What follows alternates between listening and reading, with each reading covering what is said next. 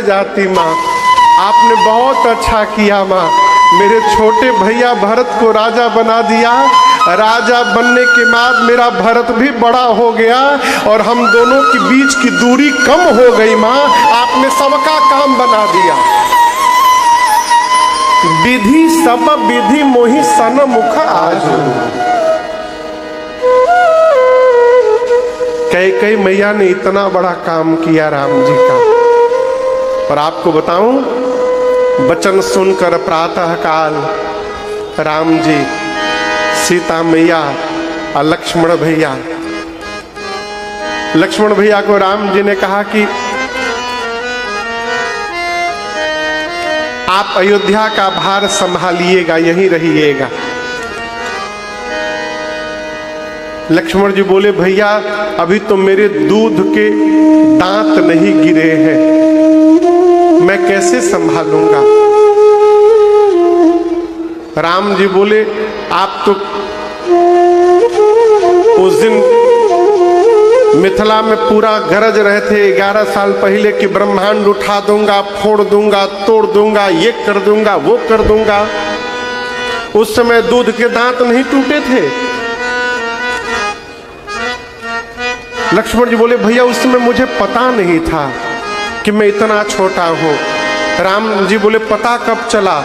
बोले, उसके बाद धनुष टूटने के बाद जब परशुराम जी आए अब मुझे मारने के लिए दौड़े, तब आपने कहा था उनसे किससे उलझ रहे हैं। लक्ष्मण छोटा बच्चा है, इसके दूध के दांत भी नहीं गिरे हैं। तब मुझे पता चला था मैं कितना छोटा हूं।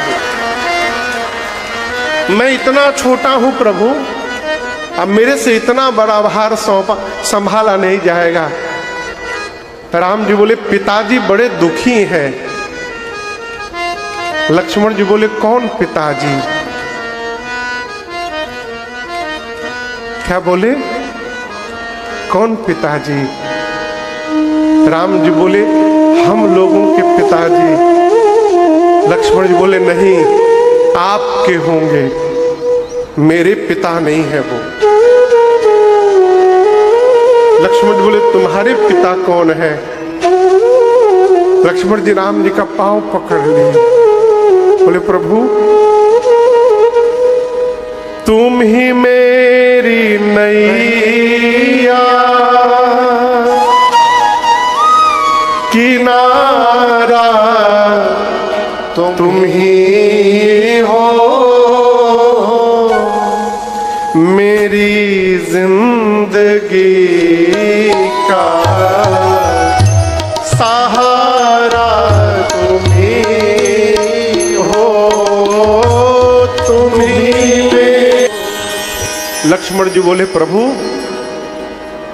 मोरे सबोई एक तुम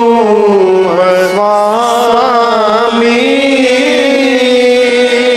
दीना बंधु उर अंतर जामी। लक्ष्मण जी बोले, आप ही मेरे सर्वस्व हैं, आप ही माता हैं, आप ही पिता हैं, आप ही सद्गुरु हैं, आप ही स्वामी हैं, आप ही सखा है नाथ। जगत के सारे संबंध मैंने आप में देखा है।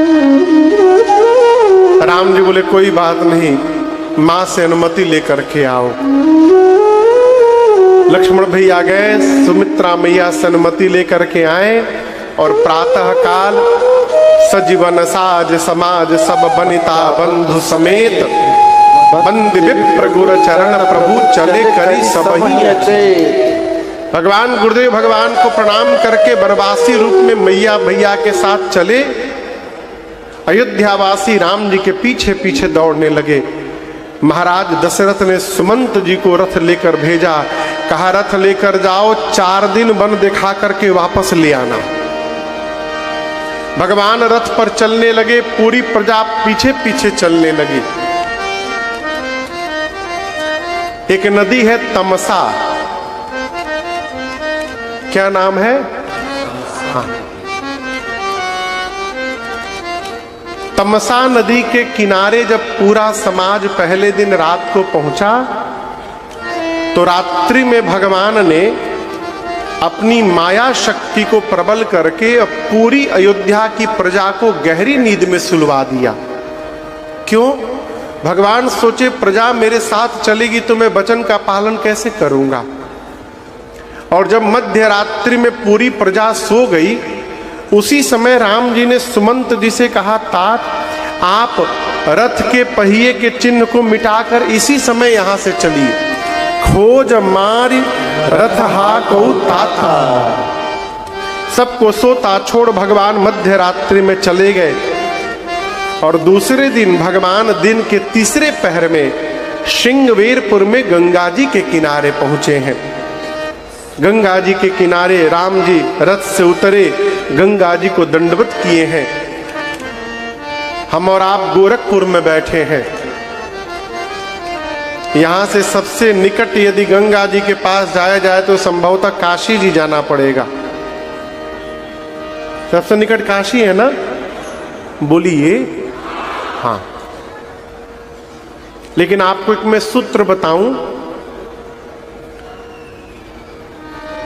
कहा गया है कि कोई मनुष्य यदि 100 योजन दूर बैठा हो, कितना?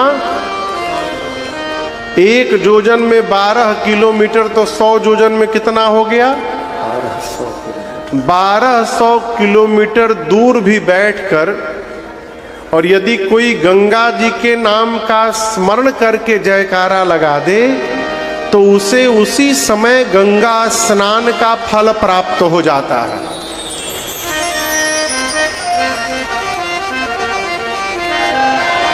देखा सुनते डुबकी लगा लिए। यहां से 100 योजन दूर तो गंगा जी है नहीं, कमे होंगी। तो चलिए गोरखपुर में बैठे बैठे डुबकी लगाते हैं। बोलिए गंगा मैया की जय। राम जी ने गंगा जी की महिमा गाई है। श्रृंगवेरपुर के राजा हैं निषाद राजगुह और ये राम जी के मित्र हैं। दौड़ करके आए हैं, प्रभु ने गले लगाया है मित्र को। निषाद राजगुह से राम जी ने कहा कि देखो मित्र, मैं विशेष उदासीन व्रत का संकल्प लेकर आया हूं। इस व्रत के अनुसार मैं 14 वर्ष किसी भी गांव नगर में प्रवेश नहीं कर सकता हूं और नहीं किसी धातु को स्पर्श कर सकता हूं।